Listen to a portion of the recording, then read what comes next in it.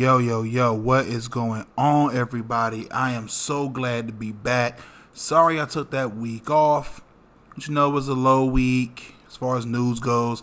And there really wasn't a whole lot going on, on the sports front.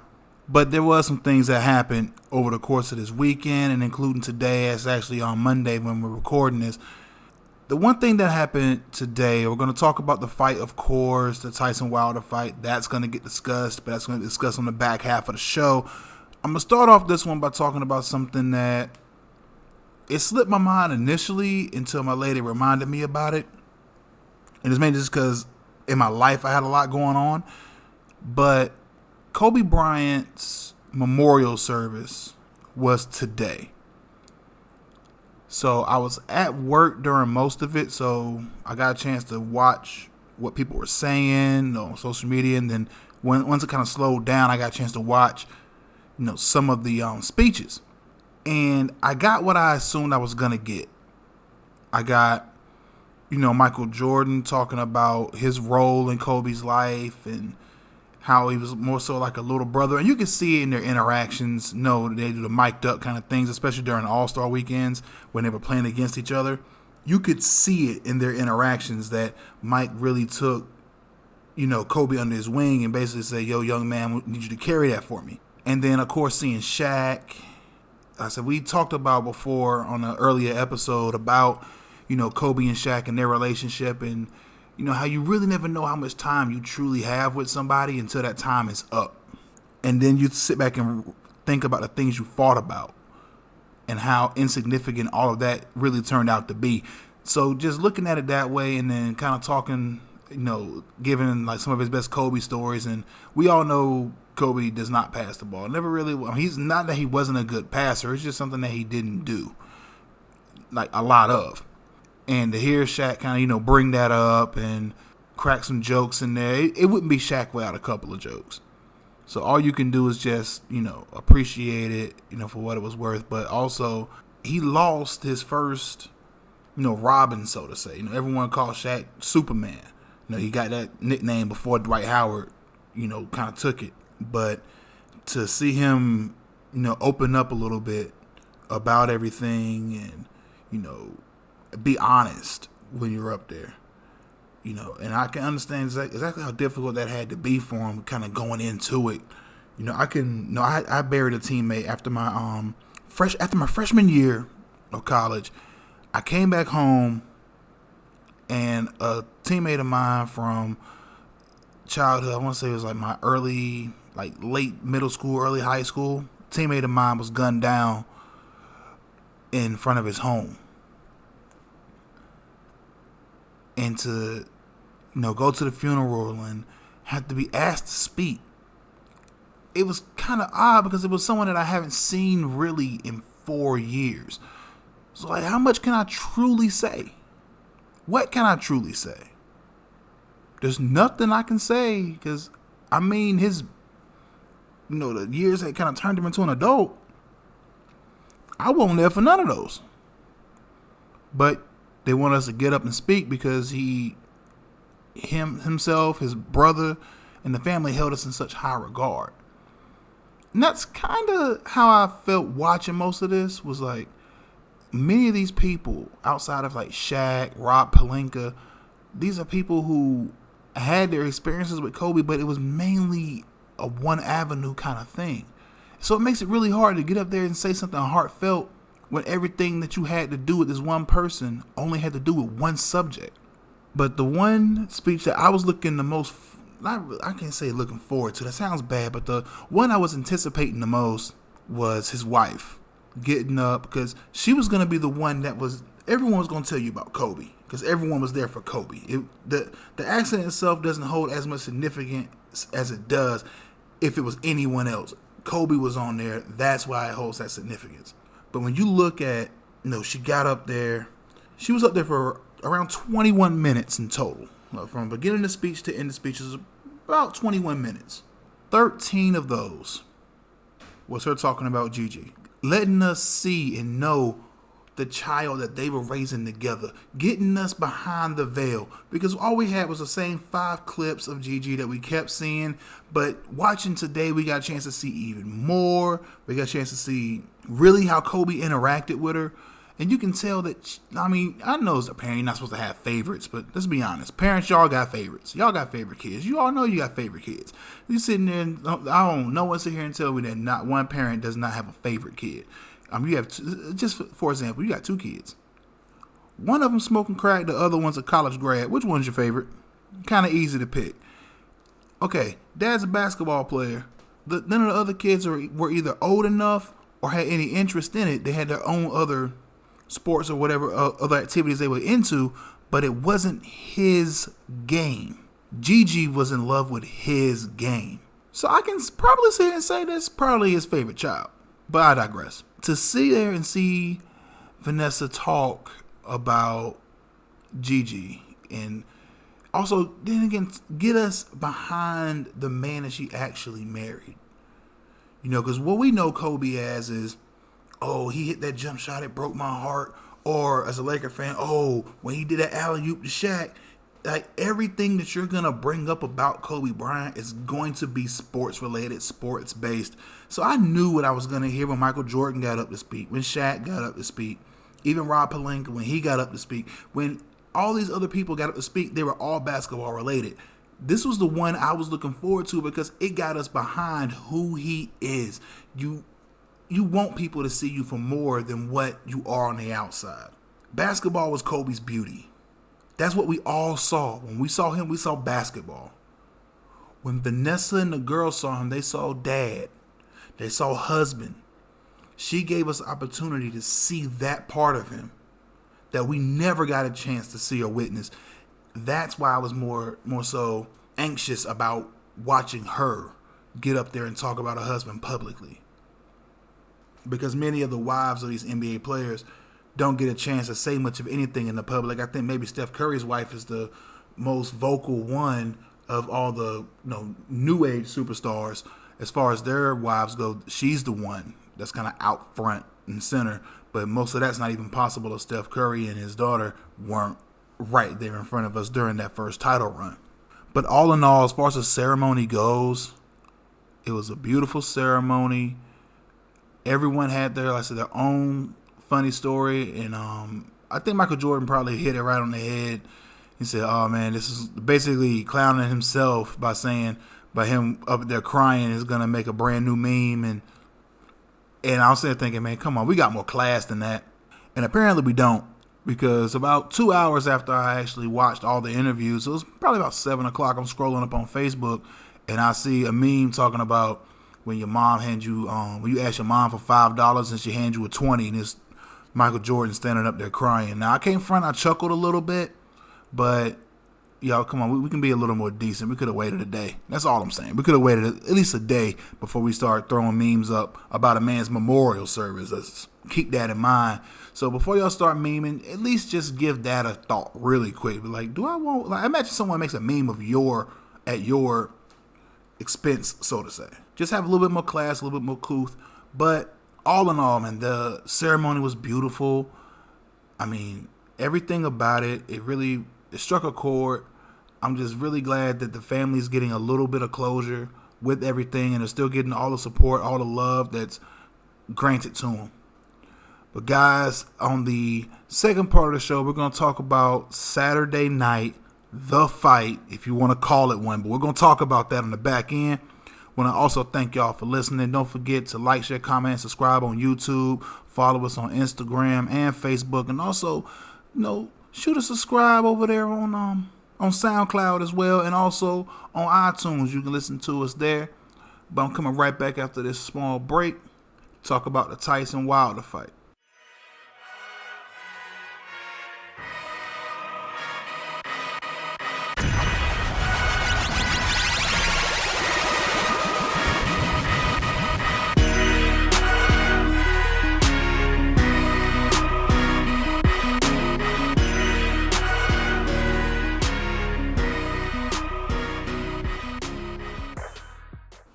Yo, guys, welcome back to the second half of the show.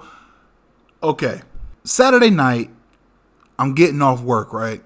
Well, yeah, it's about maybe like 8 something. So I'm preparing to get off work. I get a phone call from one of my frat brothers who does the music for the show, named Good Money. Don't forget, y'all check that YouTube channel out as well. They just dropped a new single and it's fire.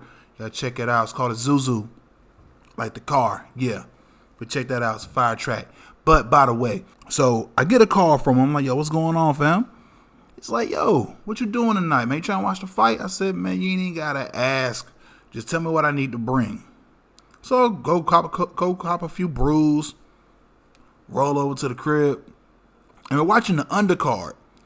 Now, a lot of people don't know because we don't get a chance to watch quality boxing like that. I absolutely love boxing. It's one of my favorite sports to watch.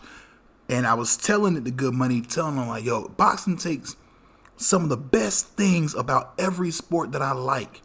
It takes the precision of football, the intensity of football, the precision of basketball, the footwork of soccer. It takes the mental, the hand-eye coordination of baseball. Like, it's so much tied into one sport. So all those talents that all these guys have, you actually have it right here.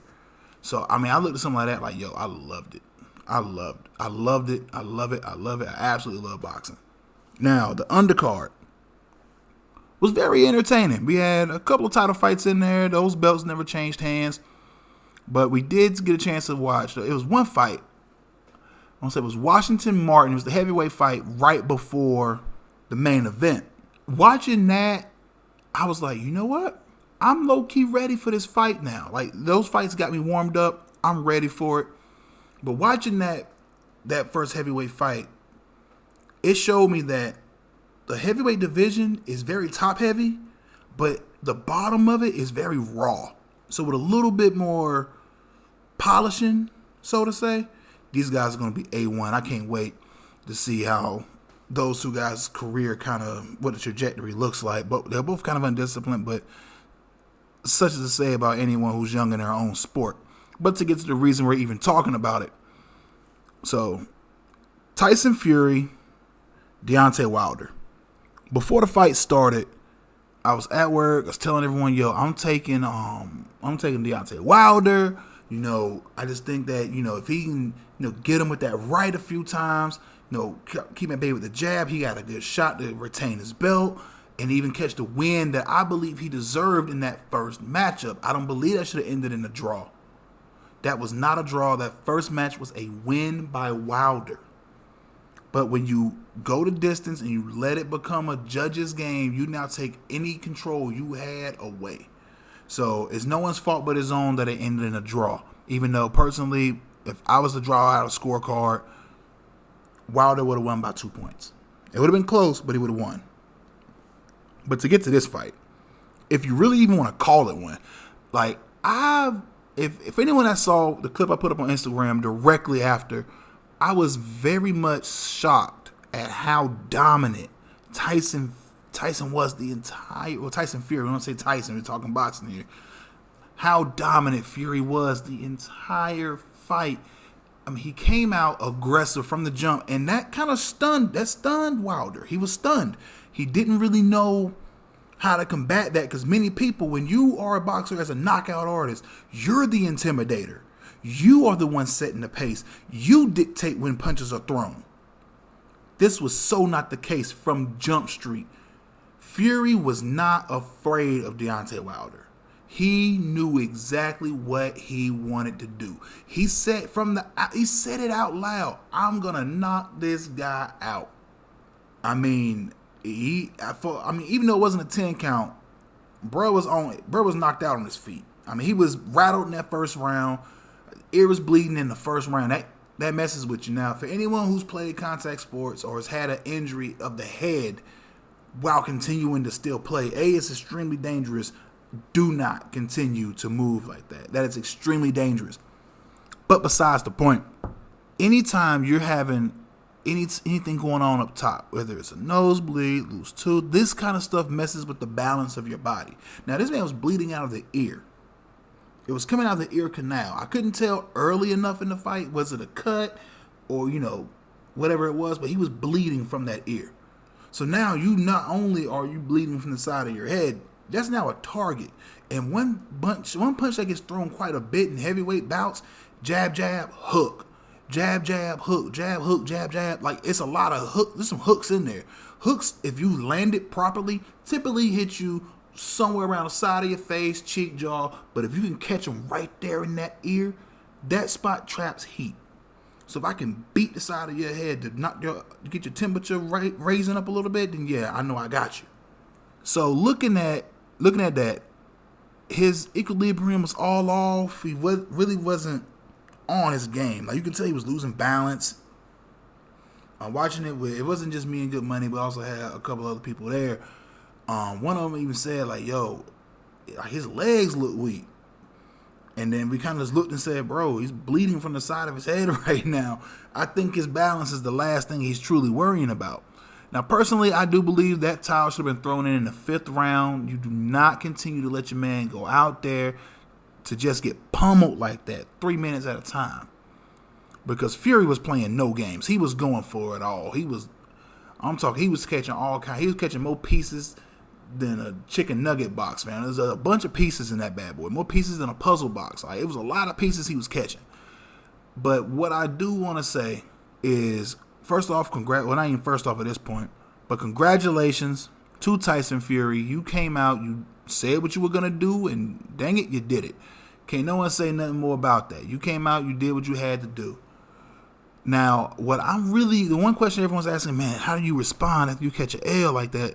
I'm saying, now, it's difference between like just catching an L like that or catching your first L like that. There's a huge difference. That was his first loss ever.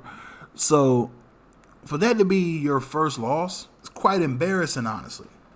Like, really, just think about that. You went, I think it was 42-0-1, 41-0-1 or something like that before the fight.